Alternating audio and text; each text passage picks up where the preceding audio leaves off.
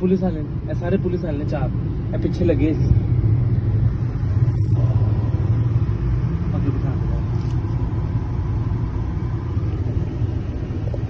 Mobile फाड़ लेते।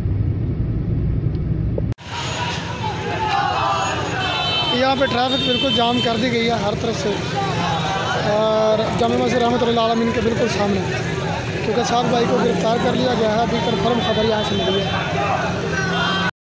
रहीम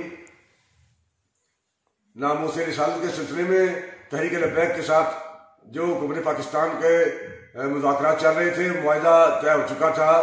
मुकम्मल तौर पर हुकूमत पाकिस्तान उससे इन्हिराफ कर चुकी है और अपनी गुंडागर्दी पर उतर आई है, अपनी साबका रवायात को कायम दोबारा बहाल कर रही है।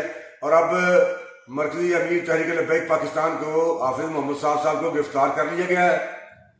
तमाम अहदेदारान कारकुनान तक मैं इत्तला देना चाहता हूँ कि आप जहाँ जहाँ हैं वहीं पर आप बाहर निकल आए, रोडों पर आ जाएं और सड़कों पर निकल के आप एहतजाजी मुजाहरा करें, और जहाँ जहाँ भी आप हैं आप पूरे मुल्क को जाम कर दें।